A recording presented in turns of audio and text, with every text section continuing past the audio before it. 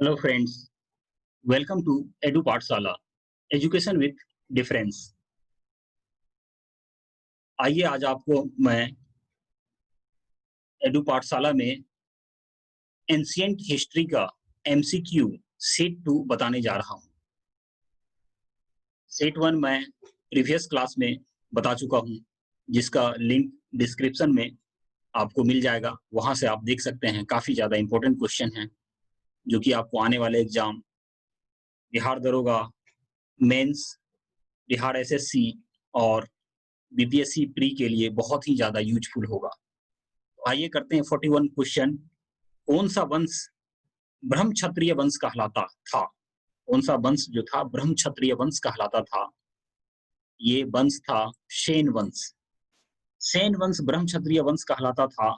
यह बंगाल का एक वंश था। इसकी स्थापना सामंत सेन ने की। यह 11वीं और 12वीं सदी में था। 11वीं और 12वीं सदी में था ये।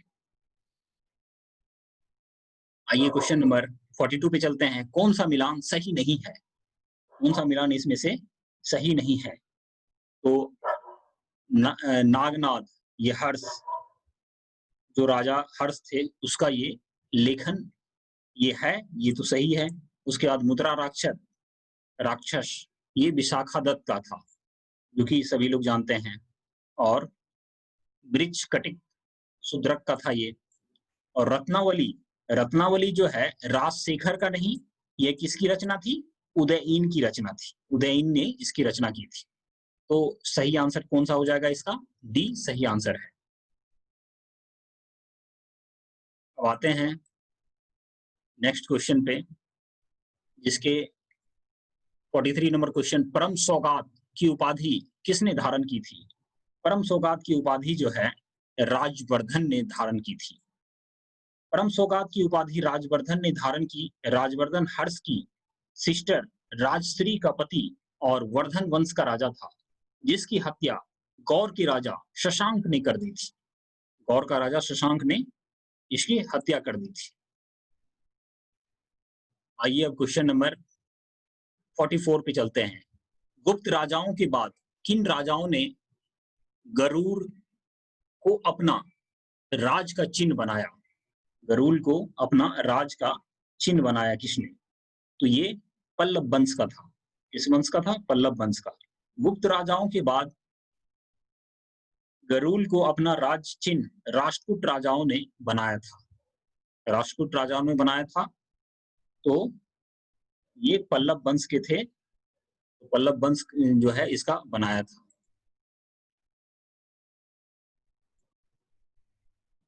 अब आइए क्वेश्चन नंबर 45 पे चलते हैं। किस सातवाहन राजा ने सर्वप्रथम राजा के नाम के सिक्के जारी किए? इसमें सातवाहक जो राजा थे, किसने सर्वप्रथम अपने नाम के सिक्के जारी किए? अपने नाम के सिक्के जारी करने वाले सातवाहक राजा थे सातकर्णी प्रथम। कौन थे? सातकर्णी प्रथम। Option number A. सातवाहक वंश आंध्र प्रदेश में राज करने वाला प्राचीन ब्राह्मण वंश था। इनका राज वर्तमान कर्नाटक से मध्य प्रदेश गुजरात तक फैला हुआ था।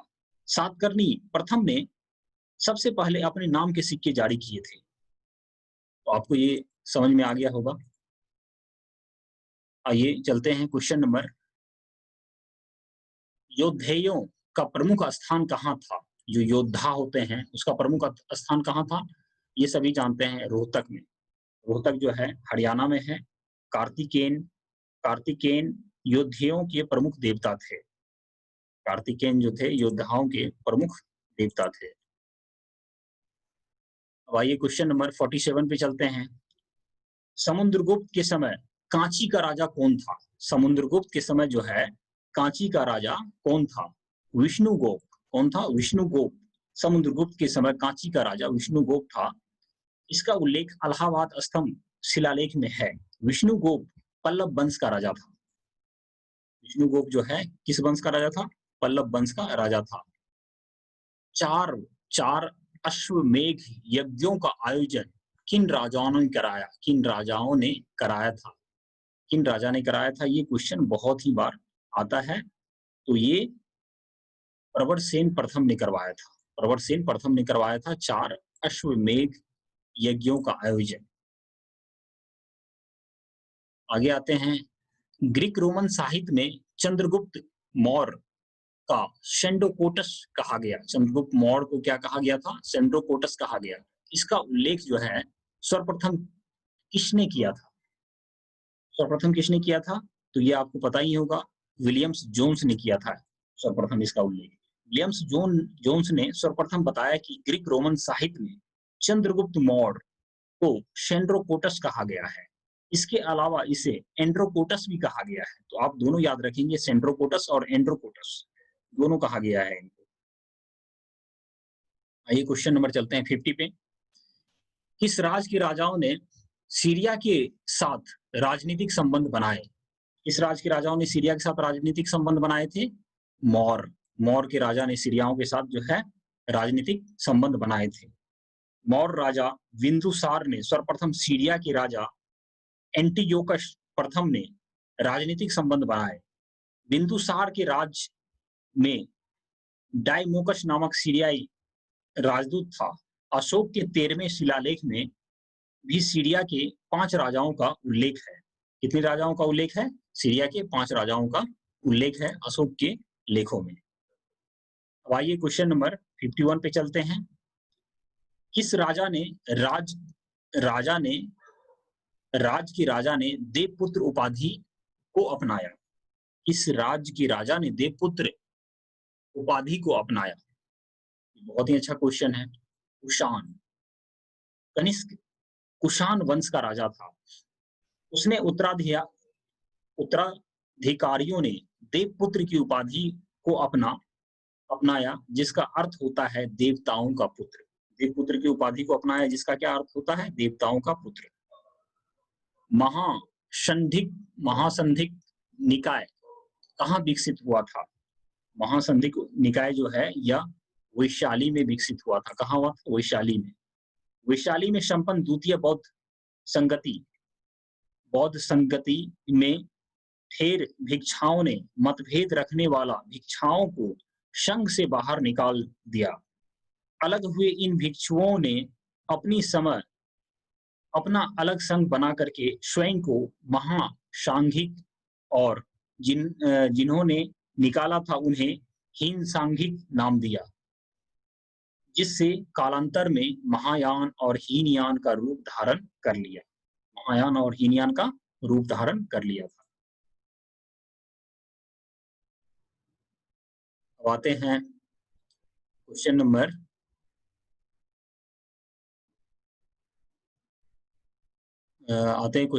जो कौन सा मिलान इसमें से सही है? कौन सा मिलान जो है इसमें से सही है? तो अब देखिए इसमें आ जा रहा है ये कौन सा मिलान सही है। तो आपको ये क्वेश्चन मैं बता रहा हूँ। हाँ, कौन सा मिलान सही है? शाक कपिलवस्तु, कोलिय राम ग्राम, कालम अल्लाकप्पा और मल कुशीनगर। तो इसमें से जो है शाक जो है कपिलवस्तु का ये सही मिलान है इस क्वेश्चन में। कपिलवस्तु में क्षत्रियों के शाक वंश के राजा शुद्धोदन राज करते थे। उन्होंने गौतम बुद्ध का जन्म, मतलब वहीं पे जो है गौतम बुद्ध का जन्म हुआ था, ये बताया गया इसमें। अब आइए क्वेश्चन नंबर 54 पे चलते हैं। निर्भर पत्नी और बच्चों को बेसहारा छोड़ भिक्षु बनने के लिए सजा किसने निर्धारित की? मतलब जो निर्भर पत्नी है और बच्चों को बेसहारा छोड़ और वो साधु बन गए, भिक्षु बन गए, तो उसे सजा किसने निर्धारित की थी? ये चाणक्य ने किया था। बहुत ही इंपॉर्टेंट क्वेश्चन है, किसने किया था? चाणक्य ने। चाणक्य चंद्रगुप्त मौर्य के कुल गुरु थे। चाणक्य जो है चंद्रगुप्त मौर्य के कुल गुरु थे। उन्हें विष्णुगुप्त या कौटिल्य भी कहा जाता है। उन्होंने अर्थशास्त्र की रचना की। इसकी रचना की? अर्थशास्त्र की उन्होंने रचना की। अब आइए चलते हैं क्वेश्चन नंबर उस पे चलते हैं। क्वेश्चन नंबर चलते हैं 55 पे। 23वें जैन तीर्थकर किस जगह से संबंधित है? 23वें जो है जैन तीर्थकर है ये वाराणसी से संबंधित है। किससे संबंधित है? वाराणसी से। तीर्थकर पार्श्वनाथ वाराणसी के राजा अश्वसेन और रानी वामा के पुत्र थे। वे काशी के 800 ईस्वी पाऊ रहते थे। उन्हें सिखरजी में निर्वाण प्राप्त हुआ था। कहाँ निर्वाण प्राप्त हुआ था? सिखरजी में। सिखरजी में उनको निर्वाण प्राप्त हुआ था। अब आइए क्वेश्चन नंबर चलते हैं 56 पे। निम्नलिखित में से कौन से शिक्षक गौतम बुद्ध को ज्ञान प्राप्त करने से पहले नियुक्त किए गए थे? निम्नलिखित में से कौन से शिक्षक गौतम बुद्ध को ज्ञान प्राप्त करने के लिए नियुक्त किए गए थे? इसमें है अलार कलाम, उद्दक रामपुत्र, मखली गोशाला, निगंथा नाटापुत्र।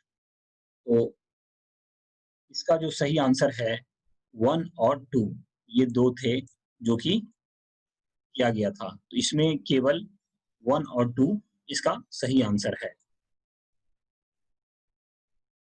तो आते हैं क्वेश्चन नंबर 57 पे। निम्नलिखित में से ऋग्वेद की शाखा है। अब ये ऋग्वेद की शाखा क्या है ये आपको बताना है।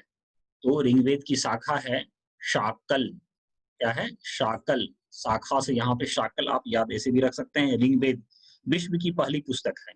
इसकी 2 शाखाएं हैं, शाकल और वाशकल। शाकल और वाशकल इसकी 2 शाखाएं हैं। तो दोस्तों इसको आप याद रखेंगे, बहुत ही इंपॉर्टेंट है, शाकल और वाशकल।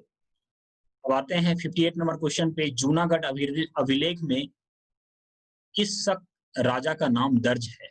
जूनागढ़ अभिलेख जो है इसमें रुद्रदामन जो है शक राजा का नाम दर्ज है।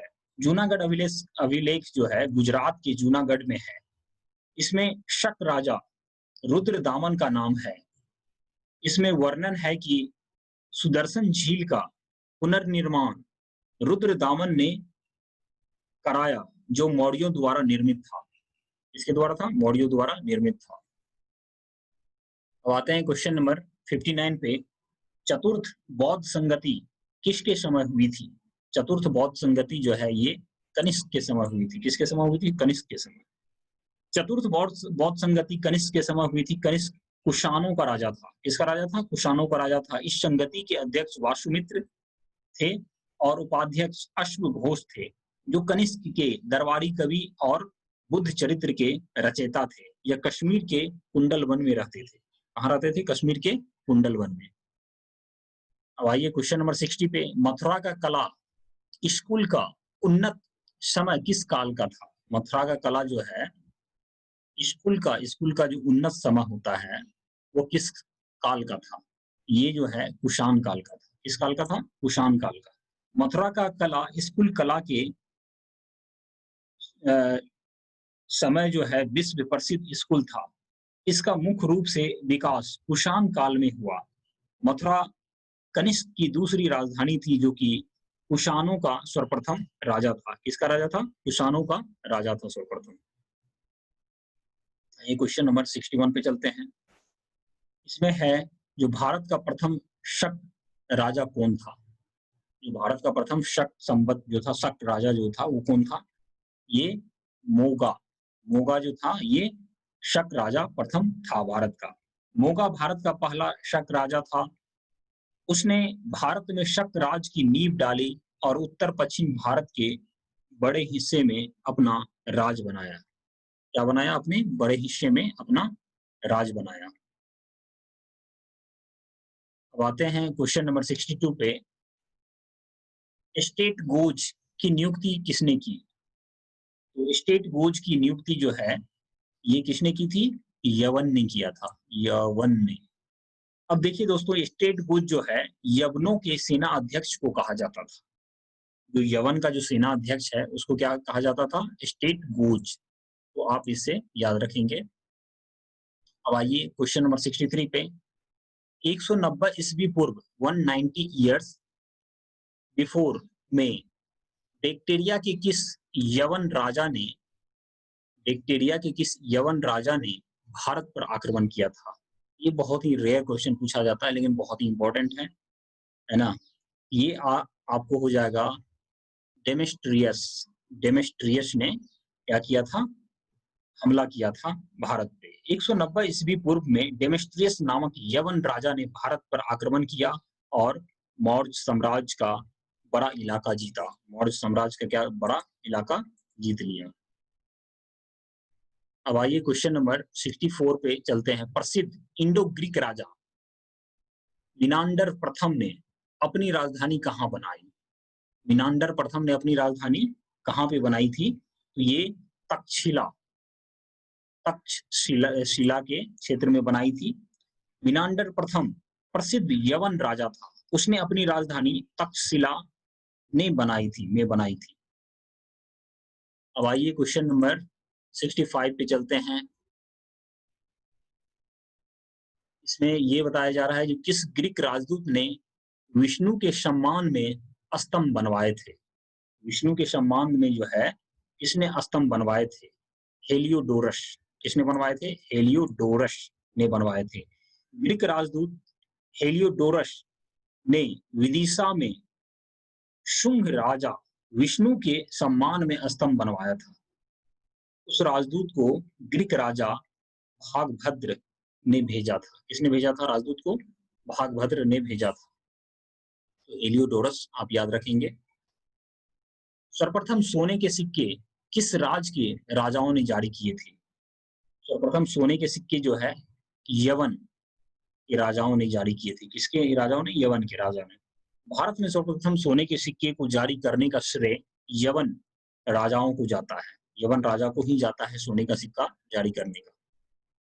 अब आइए क्वेश्चन नंबर चलते हैं। क्वेश्चन नंबर चलते हैं 67 पे। 67 पे चलते हैं।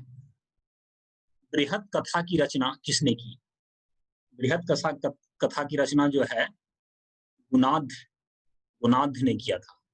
किसने किया? गुणाध ने। बृहत कथा की रचना गुणाध ने की, जो राजा हाल के राजकवि थे। किसके थे? राजा हाल के राजकवि थे। अब आइए क्वेश्चन नंबर चलते हैं 68 पे। किस सातवाहन राजा ने शक राजाओं से मालवा को वापिस जीता? किस सातवाहन राजा ने शक राजाओं से मालवा को वापिस जीता था? तो ये गौतमीपुत्र सातकर्णी। गौतमीपुत्र किस सातवाहक राजा ने शक राजाओं से मालवा को वापिस जीता था? गौतमीपुत्र सातकर्णी ने। आइए क्वेश्चन नंबर चलते हैं 69 पे। इनमें से कौन सा शिलालेख सातवाहन काल से संबंधित है?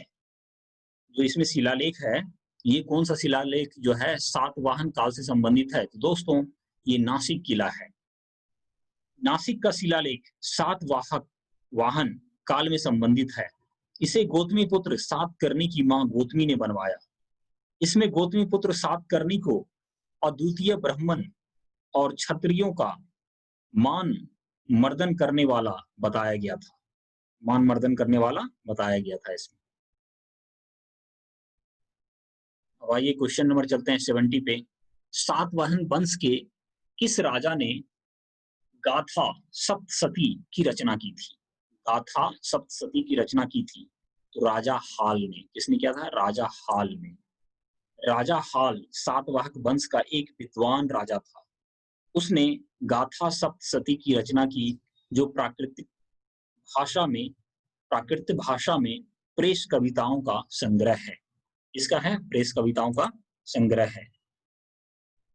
आइए दोस्तों अब चलते हैं क्वेश्चन नंबर 71 पे। इसमें है जो किस वंश के राजाओं ने ब्राह्मणों को अनुदान में भूमि दी? इस वंश के राजाओं ने ब्राह्मण को जो है अनुदान में भूमि दिया था। तो ये सातवाहन वंश का जो राजा था, इसने ब्राह्मणों को अनुदान में भूमि दिया था। सातवाहन वंश आंध्र प्रदेश का वंश था जिन्होंने ब्राह्मणों को अनुदान में भूमि दी। सातवाहन वंश के राजा खुद भी ब्राह्मण जाति से थे, इसलिए उन्होंने जो है दान में भूमि देना स्टार्ट कर दिया। अब आइए क्वेश्चन नंबर चलते हैं 72 पे। अशोक ने अपनी शिलालेख में किस क्षेत्र को कर मुक्त बनाने और मात्र 1/8 कर लगाने की जानकारी दी थी? 1/8 कर बहुत ही कम है ना। एक में 8 भाग करेंगे तो उसमें से आएगा। तो ये अशोक ने अपने शिलालेख में किस क्षेत्र को कर मुक्त बनाने और मात्र 1/8 कर लगाने की जानकारी दी थी? तो ये जो इसका था शिलालेख, ये लुम्बिनी शिलालेख है।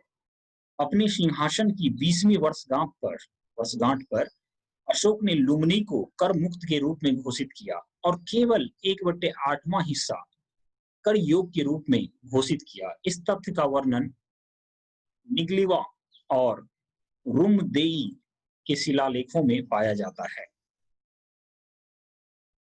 ये आपको समझ में आ गया होगा। अब आते हैं सतपथ ब्राह्मण और तैत्तिरीय ब्राह्मण किसके ब्राह्मण ग्रंथ है? सतपथ ब्राह्मण और तैत्तिरीय ब्राह्मण किसके ब्राह्मण ग्रंथ है? यह यजुर्वेद के हैं। यह जो है यजुर्वेद के हैं, 4 वेद में से यजुर्वेद के। सतपथ ब्राह्मण और तैत्तिरीय ब्राह्मण यजुर्वेद के ब्राह्मण ग्रंथ है। तो ये आपको समझ में आ गया होगा। अब आते हैं क्वेश्चन नंबर 74 पे। निम्नलिखित में से सिंधु घाटी सभ्यता के ढोलावीरा बोलिए स्थल की सबसे अनोखी विशेषता क्या है? इस स्थल की जो है सबसे अनोखी जो विशेषता है वो क्या है? इसके शहरों को 3 भागों में विभाजित किया गया था। ये सबसे इसका जो है विशेषता है। 3 भागों में विभाजित किया गया था। अब ये 3 भाग में जो था उसमें क्या-क्या था? सिंधु घाटी सभ्यता का धौलावीरा शहर आज के गुजरात में स्थित है। इसकी प्रमुख विशेषता शहर का 3 हिस्सों में विभाजन था। अब आइए क्वेश्चन नंबर 75 पे चलते हैं। इसमें है जो कौन सा राज्य गौतम बुद्ध के जीवन से संबंधित थे? कौन-कौन सा राज्य जो है गौतम बुद्ध के जीवन से संबंधित थे? अवंती, गंधार, कौशल और मगध। इसमें से दोस्तों आपको ये चूज करना है जो सही विकल्प क्या है। 1 2 3 2 4 3 4 1 3 4। इसमें से जो सही आंसर होगा वो 3 और 4 होगा, कौशल और मगध। कौशल, आप एक बार क्वेश्चन देख लीजिए, कौन से राज्य गौतम बुद्ध के जीवन से संबंधित थे? तो कौशल और मगध। ये तीसरा और चौथा ऑप्शन जो है ये दोनों राज्य जो है गौतम बुद्ध से संबंधित थे। अवंती और गंधार राज्य गौतम बुद्ध के जीवन से प्रयत्न एयुप से संबंधित नहीं थे। इसके अलावा कौशल के राजा प्रसेनजित गौतम बुद्ध के शिष्य थे। मगध का राज्य गौतम बुद्ध की शिक्षाओं से प्रत्यक्ष संबंधित है। ये आपको पता चल गया होगा, कौशल और मगध गौतम बुद्ध के जीवन से संबंधित थे। अब आइए क्वेश्चन नंबर 76 पे चलते हैं। इसमें ये बताया गया है जो ऋग वैदिक काल की अर्थव्यवस्था के बारे में कौन सा कथन असत्य है? ऋग वैदिक काल की जो अर्थव्यवस्था है उसके बारे में कौन सा कथन जो है असत्य है, ये बताना है। इसमें मुख्य देहाती अर्थव्यवस्था, ये तो थी ही, ये सही है। कई अनाज की खेती, ये भी सही है। कृषि आधारित समाज, ये भी सही है। वेतन की अधिकता, ये वेतन की अधिकता जो है ऋग वैदिक काल में वेतन देने और लेने की कोई साक्ष्य नहीं है। तो इस क्वेश्चन का आंसर डी आंसर जो है ये सही आंसर है। अब आते हैं क्वेश्चन नंबर 77 पे। कौन सा शब्द जो है वेदों की शाखाओं को सिखाने के विद्यालय के लिए प्रयोग किया गया है? वेदों और वेदों की शाखाओं जो सिखाया जाता है उसका ये किया गया है। इसमें आ जाता है आपको दोस्तों जो ये है चरण, क्या है? चरण। चरण जो है शब्द वेदों और वेदों की शाखाओं को सिखाने के विद्यालय के लिए प्रयोग किया गया है। तो आप इसे याद रखेंगे, चरण। अब आते हैं क्वेश्चन नंबर 78 पे। प्राकृत भाषा की व्याकरण प्राकृत प्रकाश की रचना किसने की थी? प्राकृत भाषा की व्याकरण और प्राकृत प्रकाश की रचना जो है किसने की थी? ये ऑप्शन है सी, वर रुचि ने की थी। प्राकृत भाषा की व्याकरण प्राकृत प्रकाश की रचना वर रुचि ने की। इसकी तिथि अभी तक अज्ञात है। इसकी जो तिथि है, डेट है, वो अभी तक अज्ञात है, नहीं पता चला है। मेगास्थनीज द्वारा भारत के बारे में कहे गए कथनों में से कौन सा सत्य नहीं है? इसमें जो कथन जो कहा गया है, इसमें से कौन सा सत्य नहीं है, ये बताना है। नहीं को ध्यान में रखिए, एग्जाम में लोग भूल जाते हैं, जो नहीं वर्ड कहीं पे नहीं है और सही को टिक कर देते हैं। भारत में प्रचुर सोना, चांदी, तांबा और लोहा है, ये रियल में है। भारत में सुव्यवस्थित जाति व्यवस्था है, ये भी सुव्यवस्थित जाति व्यवस्था है। भारत में अक्सर अकाल पड़ता है, ये गलत है। ये जो है गलत है। भारत प्राचीन काल में कभी भी अकाल नहीं पड़ा था। ऐसा यहाँ प्रचुर बारिश के कारण हुआ। मतलब प्राचीन काल में जो है कभी भी यहाँ पे अकाल नहीं पड़ा था, क्योंकि बारिश यहाँ पे काफ़ी होती है, तो फसल भी काफ़ी उगते हैं। डायनोसियस ने भारत पर आक्रमण किया था ये डायनोसियस ने। अब आते हैं क्वेश्चन नंबर 80, जो कि आज का जो सेट है उसका लास्ट क्वेश्चन है। ये मैं आपको बताने जा रहा हूँ। जो निम्नलिखित में भारत के बारे में सर्वप्रथम किस ग्रीक विद्वान ने लिखा है? भारत के बारे में जो है पहली बार किस विद्वान ने लिखा है? तो जो ग्रीक विद्वान है उसके बारे में मेरी बात हो रही है। तो ये जो विद्वान थे ये साइलेक्स। कौन थे? साइलेक्स। और ग्रीक लेखों के अनुसार सबसे पहले साइलेक्स भारत आया। सबसे पहले क्या आया? साइलेक्स भारत आया और उसे डोरियस नामक राजा ने भेजा। उसे लेख उसके जो लेख है आज नष्ट हो चुके हैं। तो दोस्तों, मैं आशा करता हूं कि आज का सेशन आपको अच्छा लगा होगा। काफ़ी अच्छे क्वेश्चन थे इसमें। तो हमारे चैनल को, एडू पाठशाला को आप लाइक करें, सब्सक्राइब करें और शेयर करें, और आगे इसी तरह से मैं सेट बनाता रहूँगा। Thanks for watching. Thank you very much.